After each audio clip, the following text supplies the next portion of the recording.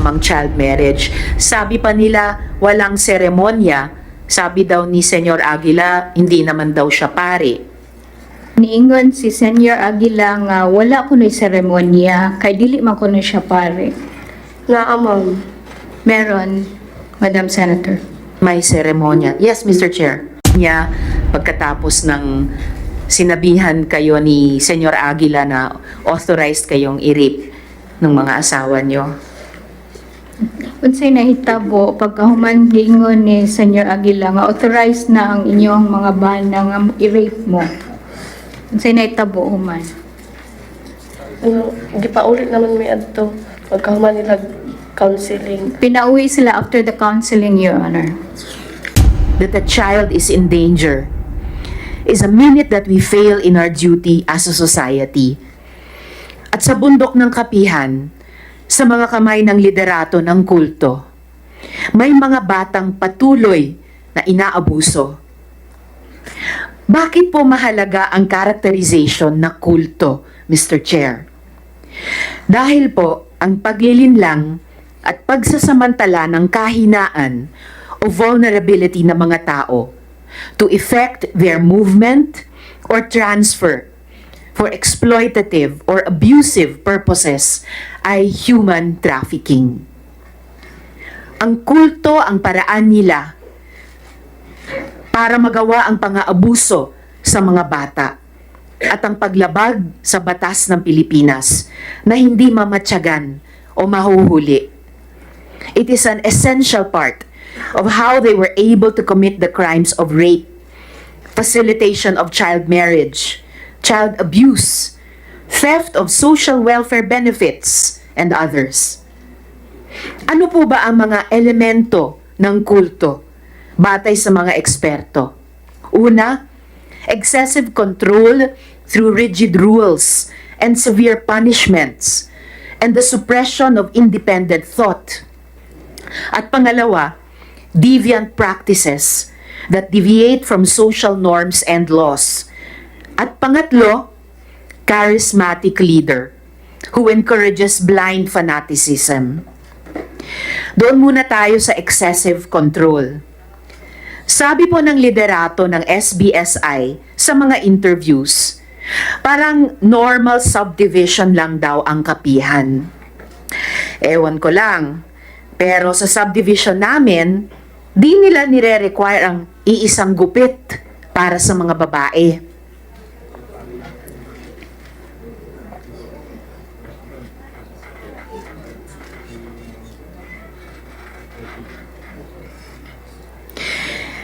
Di po nililibing sa ilalim ng lupa ang mga cellphone ng mga dalaga at binata. By the way po, pinayagan na sila this year mag-cellphone. Nung nagkaroon ng kaso, dati po kasi pili lang ang pwede magka-cellphone. At hindi po ganito ang itsura ng aming HOA. Sabi din po ng aming nakapanayam, ang mga di sumunod daw sa rules, kinukulong sa tinatawag na foxhole, pinapadel o pinapaswimming sa tinatawag nilang Aroma Beach na isang hinukay na area na puno ng dumi at ihi ng tao. Pangalawa, deviant practices. Ang sitio kapihan ay nasa loob ng barangay Sering na nasa loob naman ng munisipyo ng Socorro. Pero bakit tila may sarili silang gobyerno at tila kumukuha itong gobyerno ng donations mula sa ayuda ng mga tao na galing sa gobyerno at sa ating mga nagbabayad ng buwis? Ang tawag sa gobyerno nila, Nueva Jerusalem Esperanza Ministry Government. Pambihira, mayroon pa sila sariling Ministry of Budget and Finance. Mamaya, ilalahad din ng ating mga witness kung paano sila pilit na pinakasal sa mura nilang gulang, some as young as 12 years old, mismo ng tinatawag nilang Senyor Aguila. Pero ito pong ipapakita sa inyong family planning form ay paunang patunay. Ito ay mga miyembro ng SBSI at kita naman sa address nila na Kapihan. Mga menor de edad ito. Halimbawa, itong isang pinapakita ko, ang edad niya ay 15 years old. Based on this document, siya po ay may isa ng anak at ang civil status niya ay married. Pag chinek ang local civil registrar, wala pong record ng kasal, ng pagpapanganak, ng pagkamatay. Dahil po ang Nueva Jerusalem Esperanza Ministry Government ang nag-i-issue din ng birth certificate, marriage certificate, at death certificate. Nabalitaan ko din po na pwersadong pinatigil ang mga bata sa pag-aaral. At halos 30% lang ang pinayagang pumasok sa school. Sino ang mga 30% na ito? Sila ang mga nakapasok sa 4-piece program. Sayang nga naman daw ang makukuha na cash transfer dahil makakaporsyento pa ang kulto. In fairness naman sa kanila, may at least 2 lehitimong proseso ng gobyerno sila na sinasalihan. Ang pagkuha ng ayuda at ang pagboto sa local at national na eleksyon. Sayang nga naman ang command vote. Kakaiba din talaga ang karisma ni J. Renz Kilario o ang tinatawag na Senyor Aguila. Ayon sa ating mga witnesses, siya ay nagkakasal, nagbibinyag, nagpaparusa, nagbibigay ng atas sa araw-araw. Tama naman siya sa mga media interviews. Hindi siya ang Diyos. Siya ang reincarnation ni Santo Niño. Siya ang Ginoo. Sus Ginoo. Why is this important to lay down, Mr. Chair? Because the cult is the vehicle they use to perpetrate the multiple abuses on the children of SBSI.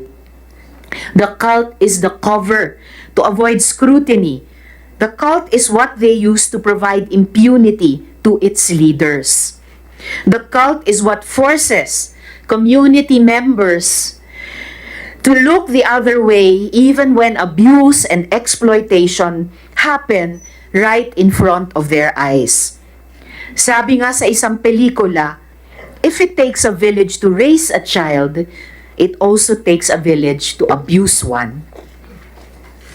Alam niyo po, ako po ay community organizer dati at suportado ko ang mga lehitimong people's organizations at ang right to organize. But when organizations are used to abuse children, when they are used to avoid the laws of the land, we need to take action. Ako po'y nagpapasalamat sa mga ahensya ng gobyerno na mabilis na nagresponde, lalo na ang DOJ, including the IACAT and the Bureau of Immigration at ang DSWD. Nagpapasalamat din ako sa Diocese of Surigao para sa kanilang panawagan para sa kaligtasan ng mga taga-Kapihan na biktima ni J. Renz at ng kanyang mga kasama. Sa mga residente ng Kapihan at miyembro ng SBSI, wala po kami balak na tanggalan kayo ng tahanan at ng komunidad. Ang gusto namin ay mapanagot ang mga may sala. At pag managot ang may sala, mapoprotektahan ang inyong mga anak. Mababalik sila sa pag-aaral at buong-buo ang inyong mga assistants mula sa gobyerno. Nagpayaman ang mga may sala habang kayo ay naghirap. Pinilit nila kayong ibenta ang inyong mga lupa at bahay at pinatira kayo sa mga barong-barong. Samantalang sila,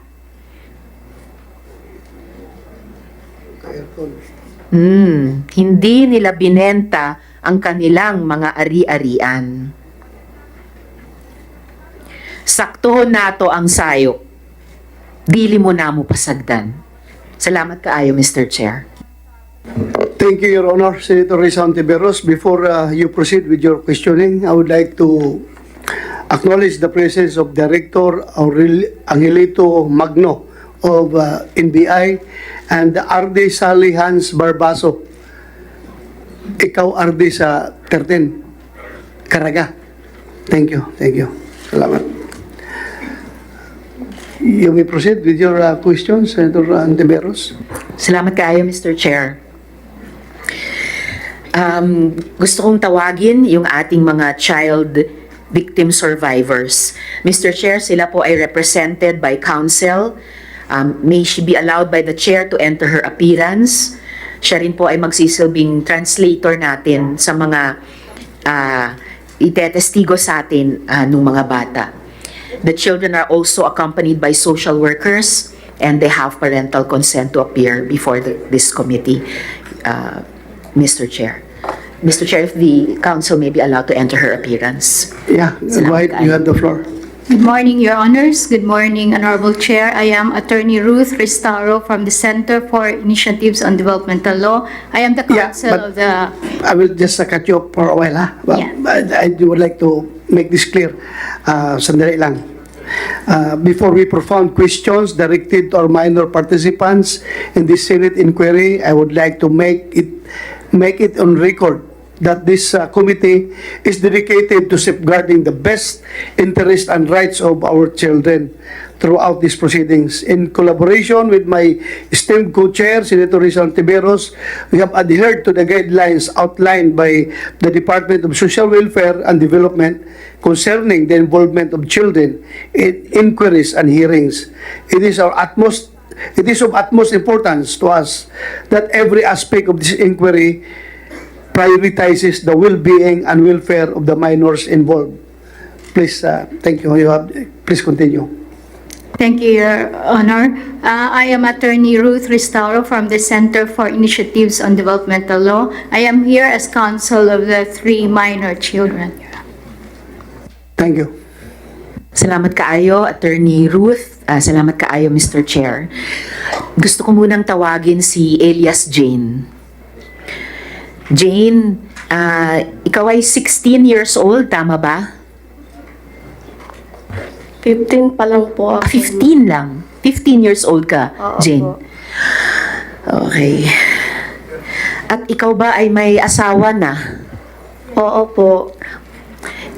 Ilang taon ka lang nung nagkaroon ka ng asawa?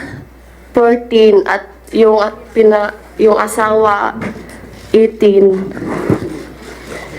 14 years old ka lang nung nagkaroon ka ng asawa. Oo. At ngayon ikaw ay 15 years old na. Oo. Ilang taon naman yung asawa mo? 18. 18 siya ngayon. 19 ngayon. Yung 19 pinaris kami ngayon. 18. So nung ipakasal kayo, 18 siya. Ngayon 19 siya. Kailan kayo ikinasal? Senator Yes, Risa? Mr. Chair. Yung kinasal siya, yung lalaki is 18. Apo. 18 ha? Ikaw? 15. Ha? 15. 15 siya noon, Mr. Chair. Please continue. Apo. Tapos ngayon, si Elias Jane ay 15 ka ngayon, tama Oo. ba? So 14 ka nung ikinasal, ipinakasal. Okay po. Kailan ka ikinasal, Jane? At ayun, so ikinasal ka last year at 14 years old ka noon, last year. Yung asawa mo ba ay nobyo mo muna? Hindi ko po siya kilala. Hindi mo kilala. So, paano siya yung naging asawa mo? Pinili ba siya para sa'yo? Oo, ni Senyor Aguila. Sino ang pumili ng asawa mo para sa'yo? Si Senyor Aguila. Si Senyor Aguila. Ngayon, Jane, ang sabi ni Senyor Aguila at ni Mr. Mamerto Galanida sa kanilang mga interviews, wala naman daw child marriage sa kapihan. Ma'am, pwede pong i-translate sa aming Of course, paki-translate ang tanong ko, ang pangutana ko, Attorney Ruth.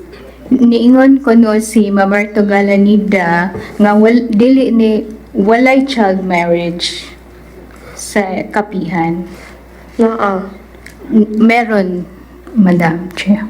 Mayroon. So, hindi totoo na yung sinabi ni na Senyor Aguila at ni Mr. Galanida na wala namang child marriage. Sabi pa nila, walang seremonya. Sabi daw ni Senyor Aguila, hindi naman daw siya pare. Niingon si Senyor Aguila nga wala kuno'y seremonya, kay dili man kuno siya pare. Ma'am. Meron, Madam Senator. May seremonya. Yes, Mr. Chair. Unsa man ang seremonya gihimo? Giunsa man paghimo? Paano ginawa ang seremonya? Primero, ipatawag ang mga sekretary sa... Ipakiangat ang microphone doon sa baba. Okay. Ipatawag ang sekretary, ipalista ang mga dagag ulitaw, ang mga budget 12 pataas, ang mga laki 18 pataas. Hinja, ipatawag ni jag mga budget laki dito sa kubo-kubo na among mo'y idang ko magpakasal. Dito ipalinya budget laki. Moingon si Senior Aguila nga, ikaw budget, ikaw laki kamo. Moingon si Jada, pagkahuman dili kay ingnon man mi nilang Janet Ahok ug Nursely nga makasa mi og mobalibad kay Ginoo nagikuno lang ni Paris. Sinong Ahok? Ano pangalan? Janet Ahok. Ha? Janet Ahok. Janet Ahok. Merong... Okay. Sige. Tapos, continue. Pagkahuman sa pagkaminjo na mo paulion mi kay pahibawog among nanay among ginikanan nga naminjo nami magpakuha mig ninang og ninong pagkahuman magsayal mi magdamig buwak magbaktas. Sandali sandali. Mukhang Senator Risa, hirap yung stenographer natin, hindi maka-cope up. Hinahinay lang ha, hinahinay ka lang storya, tapos attorney, please translate to Tagalog para ma-record ha. Yes, Your Honor. Sige, hinahinay lang. Sige. Okay. Please continue. Yung sinabi niya na unang step daw is ipapatawag yung mga secretaries tapos ililista kung sino ang mga single na lalaki at single na babae. Tapos ang age ng mga babae ay 12 pataas habang sa lalaki is 18 pataas. Tapos si Senyor Aguila ang Magpares. Magpapares, sabi, ikaw, paired ka nitong isa. So, hindi daw sila pwedeng humindi dahil Diyos naman daw kasi ang nagsasabi na yun yung pares nila. And then, Jane, pagkatapos ng kasal, ano yung susunod na nangyari? Ija may ipaki sa among gipares. May among permahan nga mamatuod nga yung sugot mi. Istoryahan mi parties nga nga mo na among bana way maka hiwalay namo kanarang kamatajon. Okay. Sabi niya, after sa kasal, ipakis sila, tapos may permahan sila na dokumento. At Anong dokumento yon? So, parang marriage certificate? Basta kay gipasign mi adto kami ba na asawa. Oo, pinapasign sila yung husband at wife ng dokumento na yon. Andali. Yes, Mr. Chair. Ang pangutana ko was seremonyas. Nakakita pagkakasal sa Katoliko o sa ibang reliyon? Nakakita ka? Barong ang lalaki, ang babae, nakadamit. Tapos, may pare na siya nagkasal. Ikaw ba, gidawat nimo si Kuan nga mamahimo nung bana? Ikaw ba na, ginadawat ba nimo si Jane na mamahimong asawa? Something like that. Pagkahuman, giyon saan na paghihimo sa kasal ba? Seremonyas. kung ma-recall mo, giunsa nga seremonyas, how did they do that? Giunsa man ang kanang pamaagi sa pagkasal ninyo? Kanang moingon siya nga, ikaw baji, ikaw laki ka muna. Paghuman anak kay paghuman sa at among inog among ginikanan nga minjo na mi magkuan mig ninang ug ninong ni among hawitan anak nga buwak. Ja picturean mi. Okay. So, after the pairing, sinabi ni Jerence na ikaw babae, ikaw lalaki, kayo na. So, pupunta sila sa parents nila at magpaalam na ikakasal na sila at saka kukuha ng mga ninong at Hinang. yun na. Pagkahuman anag minjo ni Ja, pagkaugma ipatawag mi kay Yun pala, Honorable Chair. Prenuptial yun. Prenuptial Oo, yun sinabi niya na magdadala ng flower at pupunta dun sa seremonya. And then, pagkahuman sa among kasal kailangan magdog mi ana pauli. Sunod pagkaugma ipatawag tanan ijang giminjo, diyan na himuon nga counseling nga moingon sila nga kailangan imo na ng kwaon ng imong asawa kay authorize na nimong kwaon kay minjo naman mo. so after sa kasal, kailangan sila magsiping. At sinabi daw ni Jerence na pwede authorized ka ng kunin or rape yung ano mo, yung wife mo kasi kasal naman kayo. Sinabi ni Senyor Aguila, authorized ang asawa mo i-rape ka? Kailangan ay among tulo ka adlaw di mi makuha nganlan mi ka Dios. Kailangan daw makuha sila in 3 days, otherwise they will be called na nag-adyos. Ano yung... Sige, mamaya gusto kong itanong, Mr. Chair, ano ba yung adyos na yan? Pero ituloy mo muna, Jane. Ano yung susunod na pangyayari? Kasi sabi mo, sinabi ni Senyor Aguila, sinasabi, authorized yung mga asawa i-rape Opo. kayo. Senator Risa, sandali lang Yes, ha. Mr. Chair. Andito ba parents mo? Nasaan ang parents mo ngayon? Hanggang nanay tas Ha? Your Honor, she is under an alias name, Your Honor. Ha? Your Honor, she's under an alias, so she cannot, Okay. Pero andito yung mother, father niya? Wala. Yung nanay mo, nandun pa sa kapihan. yes, Your Honor.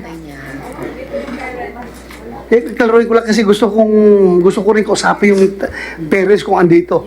We cannot divulge the name of the parents, Your Honor. Kaya nga, sige lang, huwag lang i-divulge. Basta ako, gusto ko lang either executive session or gusto ko makausap. So meaning, Jane, pumayag yung parents mo na ikasal ka. okay, musugot na ka na mag-among mga parents tungod kay mamay among balaod ni Senior Aguila kay makasakamis langit. Oo, kasi yun daw ang laws to be able to go to heaven, Your Honor.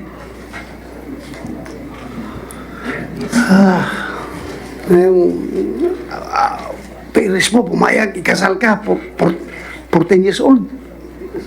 Pumayag siya. 14 years old ka, nung kinasal ka, di ba? Oo. Anong klaseng parents yun? Bahagi po yun, Mr. Chair, ng mga iniuutos ni Senyor Aguila. Please continue, Senator Risa. Salamat kaayo, Mr. Chair. So, ano yung sumunod na nangyari, Jane? Pagkatapos ng seremonya, pagkatapos ng sinabihan kayo ni Senyor Aguila na authorized kayong i-rape ng mga asawa nyo? Unsay nahitabo pagkahuman giingon ni Senyor Aguila nga authorized na ang inyong mga bana nga i-rape mo. Unsay nahitabo human? Gipaulit naman mi adto pagkahuman nila counseling. Pinauwi sila after the counseling, Your Honor. Tapos ganun yung laman ng counseling, yung ganung klaseng authorization. Tapos, Jane, maliban dun sa asawa mo, meron pang ibang tao na nagtangkang makipagtalik sa'yo o nagparating na gustong makipagtalik sa'yo? Oo. Sino yung taong yun? Senior Aguila. Tapos, Yes, Mr. Chair. nakapagtalik kayo? Ha? Iyak ko yung sugod. Wala, hindi nangyari. Hindi siya pumayag, Your Honor. Hindi ka pumayag. Mabuti hindi ka pinilit. Sige kog ingon-ingon na dyan nga. Sige, Ha? sugot na diha kay biskay ingon na nang kuan kay Ginoo na nang ingon nimo jadi paghapon ka pero di mo gajud ko. Palagi siyang kinukulit, Your Honor, na mag-consent na pero ayaw niya. Kasi sabi daw, Panginoon na yung nag sa'yo, nag-ask ba? Oo. Sige. Continue. Salamat kayo, Mr. Chair. Kanina, Jane, binanggit mo yung adyos. No? Ano ba yung adyos na yan? May parusa ba kapag ayaw makipagtalik yung mga ipinakakasal? Kabali ingon na Senior Aguila nga kasa mi ing ana na dili mi magpahilabot sa among bana nga authorized na among tanak kay minjo na mi. So sinasabi na nagkakasala sila pag hindi sila pumayag na i-sex ng kanilang mga husbands, Your Honor. Yun na yung adyos? Oo. Ano yung epekto kapag sinabing ang ginawa mo ay adyos? Anong mangyayari sa'yo? Unsay may tabo ko, ingnon mo nga, nag-adjust ka. Kanang matawag og adjust nang maglikay-likay kay sa imong bana di ka magpahilabot. Oo. Munay adjust sa amo. Kung giingnan ka nga, nag-adjust ka, unsa may tabuan na nimo. Kanang istoryahon mi ingnon mi nga ipasabot mi na ngaman kuno di kuno mi magpahilabot. Nga ana na impierno la economic ng ana mi. Kakausapin sila, Your Honor, sasabihin na maimpyerno sila pag hindi sila pumayag. So, kapag hindi nakipagtalik ay pupunta sa impyerno. Jane, sino ba si J. Renz Kilario? Ano ba yung pagkakilala mo sa kanya? Nagpaila si Zana ang Ginoo nga mo mangluluwas. Nagpakilala siya na siya yung Panginoon at Savior nila, Your Honor. Lumalabas na kapag may rules, yung Panginoon, yung Savior, si Senyor Aguila na nilabag, may parusa. Isa na itong sinabi mong adyos. Meron pa bang ibang mga parusang ginagawa bukod sa adyos? Ug dili mi mosunod sa isang voluntaryo, mga paksol, i-restricted mis paksol, irulita, ug kanang padulan. Kung hindi sila susunod, mayroon silang paddle, may ruleta, at restricted, Your Honor. Paddle? Parang paddle ng mga frat, ganon? Sa lubot ka ng kahoy nga, kanang mura dyan, pusil gani nga taas, Ah, rifle. parang rifle na kahoy, Your Honor, ihit sa butt ng Nakatikim ka ng paddle? Oo. Ilang beses? Kas akatong time nga, hinguli ko sa bike, kay gigutom ko. Diya pag adto na mas barracks, late na day ko. Sa permission, gipadulan kong Sergio Cobillan. So may Sino nagpaddle? Sergio Cobillan. Ha? Sergio Cobillan. Sergio Cobillan. Klaro mo nga, ato na, ang pangalan? Sergio Cobillan daw, Your Honor. Sirinyo? Sergio Sirio Cabillan. Cobillan. Cobillan. Oo. Kumsek, paki-check mo andito ngayon, nandito siya, kung Cobillan na yan. Invited, andito ba? Hanapin nyo, paupuin nyo dyan, yung Cobillan. Continue, Senator Risa. Salamat kayo, Mr. Chair. Ilang beses ka pinadal? Isa. Isang beses, Your Honor.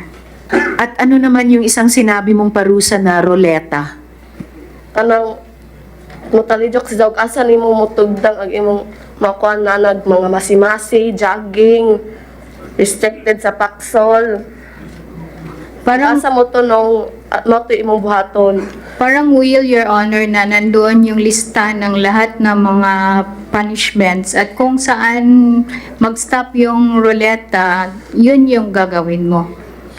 So sa halip na roleta na meron kang maipapanalo, roleta na yung parusa na gagawin sa iyo. Ano naman yung restriction at ano yung binabanggit mong foxholes? Kanang nastungas lasang among bantayan. Kaya may makasod laing. So, yung foxhole ay yung isang Bahay siya nga gamay. maliit na bahay sa in the middle of the forest, Your Honor, na kailangan nilang bantayan. Yun yung foxhole. At ano yung restriction na isa pang parusa?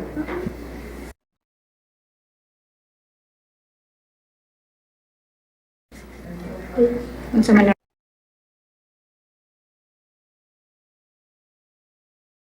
Kas paksol gani nga pila ka semana unja dili ka pwede duolon. Dito ra ka ja wet chapal, magdujan ra ka. So, yung restricted, Your Honor, ay ilalagay sila dun sa foxhole in the middle of the forest at walang pwedeng makakalapit sa kanila.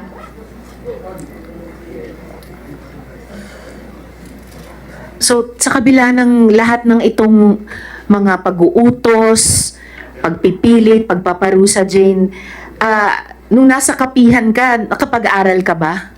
Dili pwede na mo eskwela kay gibawal ni Senior Aguila kay makasa ekonomi kay si gani kuno nga Ginoo wa magay kuno yung eskwela kami na bahinoong sumusunod ni Dia.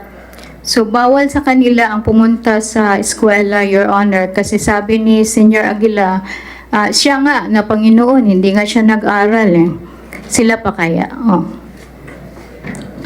So kung kailangan ko pang itanong, Jane, pero so bakit mo naisipan na tumakas?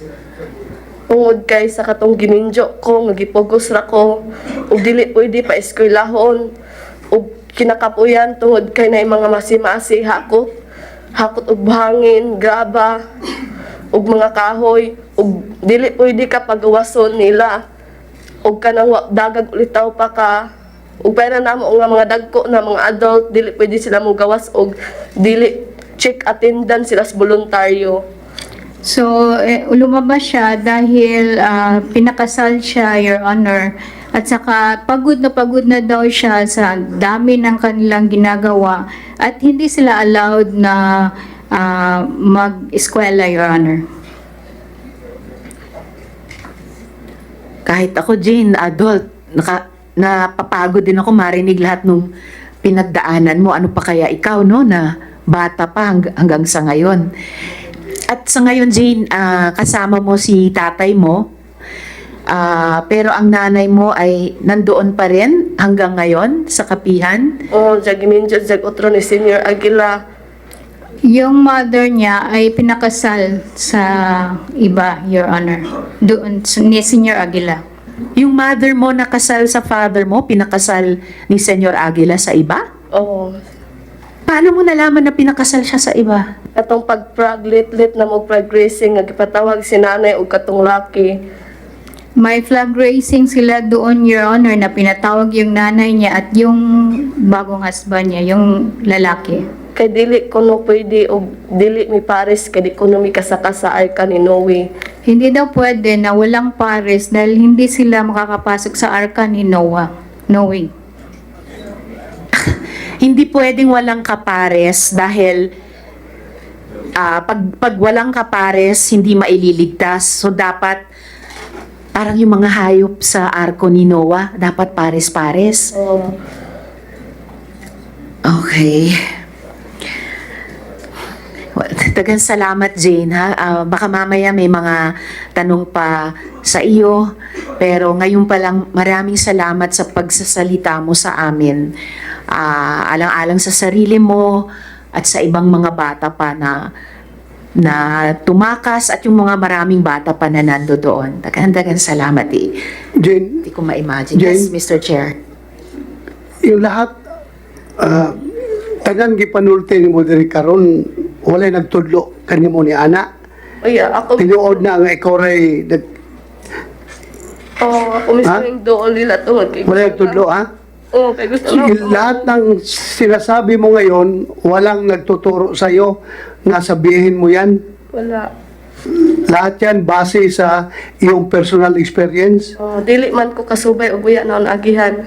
Hindi ako makakapagsabi, Your Honor, kung hindi ko nadaanan. Okay. Thank you, James. Salamat. Salamat kaayo, Mr. Chair. Ako rin po ay talagang buong pusong naniniwala sa sinabi ng mga bata dahil talagang tumakas sila sa kanilang eksperyensya. At yun ay kinikwento nila sa atin kahit napakahirap nilang sabihin yung kanilang pinagdaanan. At may kasabihan nga po tayo na the truth will set us free. At nagpapasalamat ako sa mga bata. Namumuno sila sa atin sa ganitong gawain. Kaya maraming salamat sa inyo. Mr. Chair, let me just quickly confirm yung ilang mga puntong ito sa isa namang adult na dating miyembro ng SBS.